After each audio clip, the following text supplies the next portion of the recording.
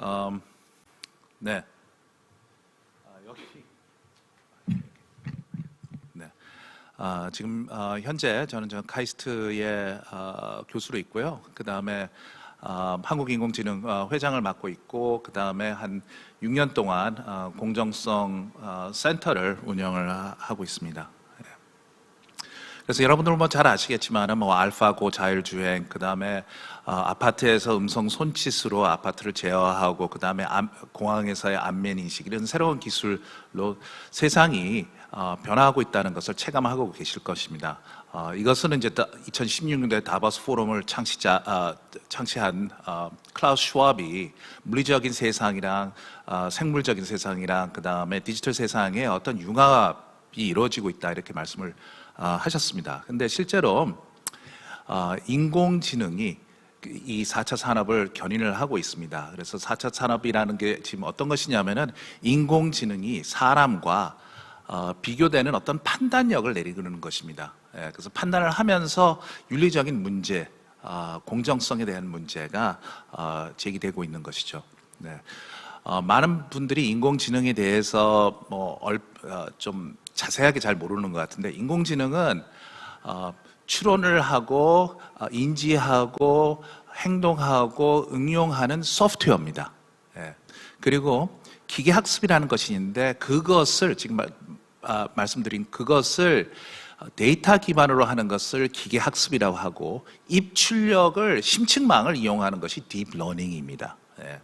그래서 아마 1950년도, 이거는 저 개인적인 소견입니다. 인공지능이 알란 튜링 여러분들 잘 아시겠지만은 2차 대전을 그 독일군의 암호 해독을 빨리 해서 그 전쟁을 일찍이 끝냈습니다. 근데 이분이 아주 비참하게 돌아가셨죠. 그렇게 이제 시작이 되었는데, 그것이 이제 현재는 이분이 지금 영웅으로 지금 영국의 집회에 여왕이랑 같이 사진으로 나오고 있습니다. 그래서 세상이 많이 바뀌었다는 걸 말씀드리고요.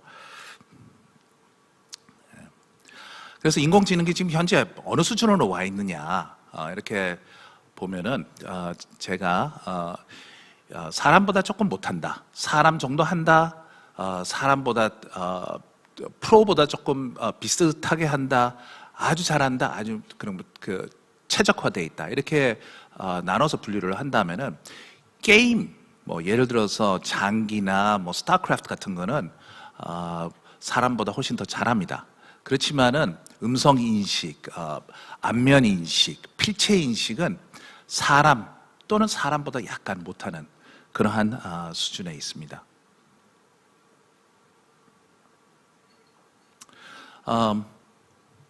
인공지능이 이러한 그림을 만들어내고 있습니다. 실제 인물과 같은, 사진과 같은 그림을 만들어내고 있죠. 또 인공지능으로 단어를 갖고, 문장을 갖고 연산을 할 수 있습니다. 그래서 왕에서 남자를 빼고 여자를 더하면은 여왕이 나오는 그러한 연산이 이제 가능하게 돼 있어요. 그래서 문장을 수치화해서 그 수치한 내용을 갖고 문장을 분석을 할 수 있습니다. 그래서 여러분들 잘 아시는지 잘 모르겠지만은 GPT-3라는 인공지능이 이제는 글을 쓸 수 있고 편지도 쓸 수 있고 이메일도 볼 수 있습니다. 여기에 관여되고 있는 변수가 한 1750억 개 정도 됩니다. 여러분들은 중학교 때 배웠던 1차 함수, 2차 함수를 생각하셨을 때 이거는 어마어마하게 많은 파라미터, 변수가 들어가 있는 거죠. 그래서 소설도 쓰고 이메일 쓰고 그 다음에 가계부도 만들고 프로그램도 작성을 할 수 있습니다. 이 GPT-3가. 그 다음에 이제 앞으로 큰 혁신을 불러일으킬 인공지능이 알파 폴드 2라고 하는 것입니다. 그 단백질의 3차원 구조를 예측해낼 수 있습니다. 그래서 이 기술을 통해서 다양한 질병을 치료할 수 있을 것입니다. 네, 제가 이제 인공지능의 수준을 이제 말씀드리면서 인공지능이 다양한 영역에서 좀 활용되고 있어요. 음성 인식, 음성 합성, 자연어 처리를 통해서 챗봇, 채팅에도 사용되고 있고요. 그 다음에 사람의 소비자의 패턴을 인식해서 물건들을 추천을 해줄 수 있고요. 그 다음에 채용에도 활용되고 있고, 그 다음에 대출, 신용 평가를 하는데 사용될 수 있고, 그 다음에 법률 서비스를 해주는데, 그 변호사들이 하는 것은 판례를 검색하는 건데 인공지능보다 더 잘할 수가 없습니다. 인공지능이 엄청나게 잘합니다. 그 다음에 의료 서비스, 이러한 영역에 인공지능이 활용되고 있습니다. 그렇지만은 공정성 논란이 있습니다. 예, 여러분들 뭐 잘 아시겠지만은 이루다가 혐오적인 표현을 내용을 학습을 해서 혐오적인 대화를 하는 경우가 있고, 그 다음에 추천 시스템이 특정 다수한테 추천을 하고, 그 다음에 여론을 조성을 할 수가 있습니다. 그리고 채용이 또 공정한 채용을 못합니다. 성별의 어떤 차별, 연령에 대한 어떤 차별, 학벌에 대한 어떤 차별이 있을 수 있고요. 그 다음에 신용 평가를 하는 데 있어서 또 나이, 연령, 성별에 대해서 차별을 할 수 있고, 그 다음에 법률 서비스에도 인공지능이 활용되고 있는데 재수가 보석으로 나오기 위해서 심사를 받는데 컴퍼스라는 인공지능을 통해서 재범할 가능성을 판단을 받습니다. 근데 거기에서 흑인에 대한 차별, 그 다음에 여성에 대한 차별을 받을 수가 있습니다. 의료 서비스를 받는데도 또 차별을 받을 수가 있습니다. 그래서 인공지능은 우수한 판단을 할 수도 있지만은 공정성의 어떤 문제, 또 편파적인 판단을 함으로써 문제가 있을 수 있습니다. 그래서 이러한 문제를 다루기 위해서 학계에서는 보호 변수라는 것을 설정을 합니다. 그래서 보호 변수라는 것이 성별이 될 수 있고 장애, 나이, 종교, 이러한 것을 설정을 해놓고, 그 다음에 공정성의 어떤 기준을 마련을 했습니다. 개별 공정성, 그룹 공정성, 그 다음에 반사실 공정성이라는 것이 있는데, 개별 공정성은 능력의 차이가 없으면 같은 대우를 받아야 된다. 그러한 것이 이제 개별 공정성이고요. 그룹 공정성은 그룹 간의 그 변수에서 남녀 간의 어떠한 통계적인 차별이 있으면 안 되는 것이다. 그러한 것이 이제 그룹 공정성이고, 그룹 공정성에는 척도가 상당히 많이 있습니다. 그래서 이것을 복합적으로 사용하면은 충돌이 일어날 수 있는 것이고요. 그 다음에 반사실 공정성이라고 하는 것이 있는데, 반사실 공정성이라는 것은 보호 변수를 바꿨을 때 그 판단이 일치하는가, 그러한 것을 반사실 공정성이라고 합니다. 그래서 이러한 기준들이 마련됐고요. 그렇지만은 어려움도 있습니다. 개별 공정성을 따질 때 사람의 능력을 어떻게 평가를 하는가, 이 사람이랑 저 사람이랑 어떠한 능력이 같고 틀리다는 것을 어떻게 판단할 것인가.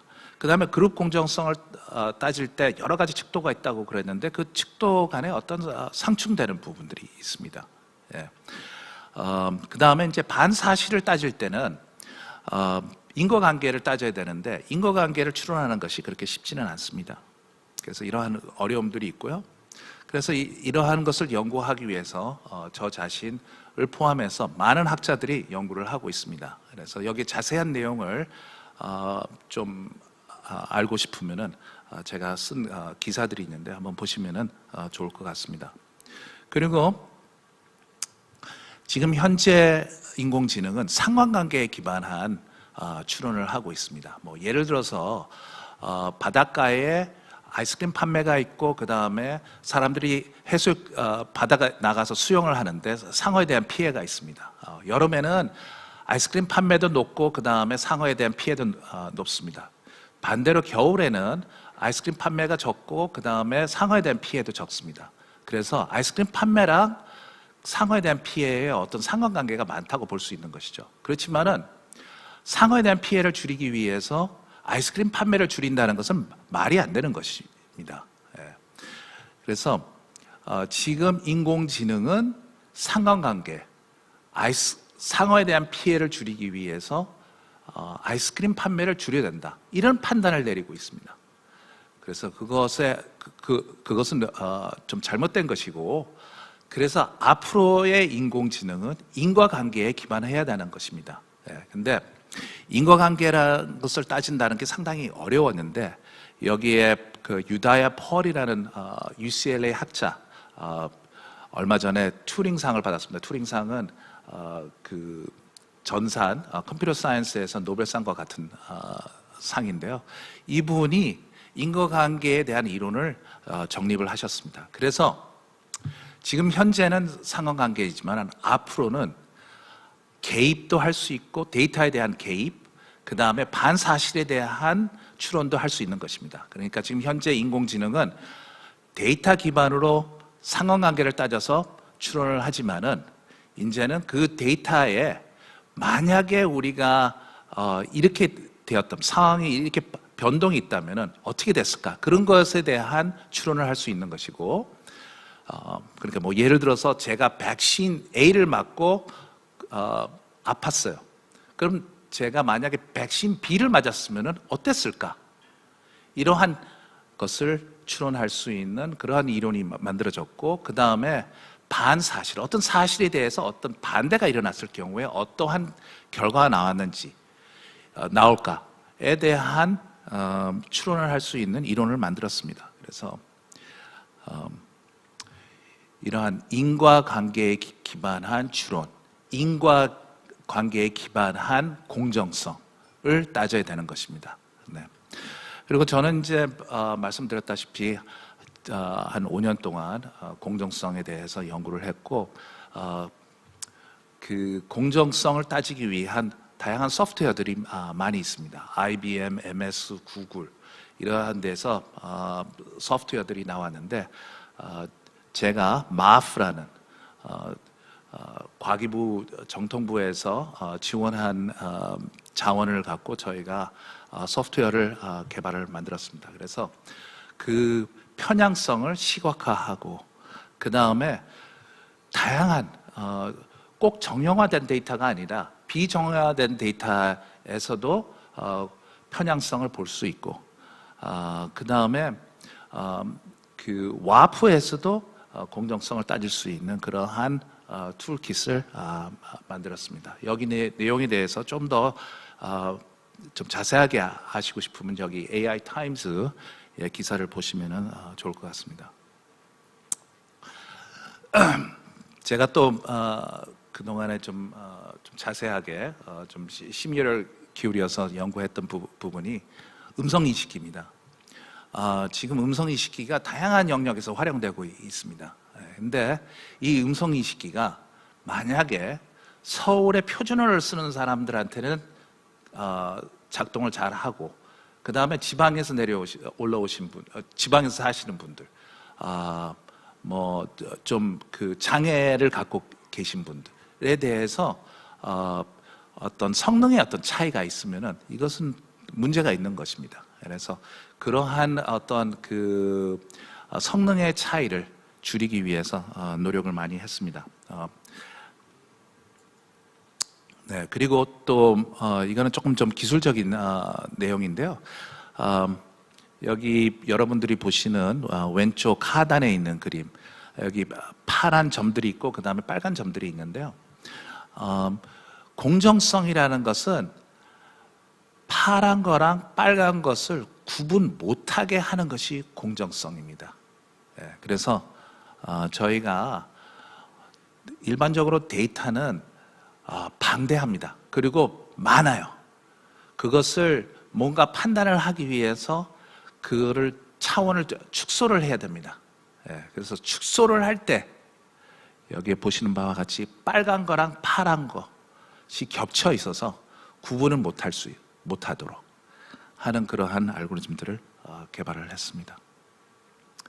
네, 그래서 이러한 부분들을 조금 더 자세하게 알기 위해서 저희 그 센터에서 또 추가로 지원을 좀 받아서 저희가 개발한 기술들을 홍보를 하고 그 다음에 국회에서도 간담회를 진행을 하였습니다.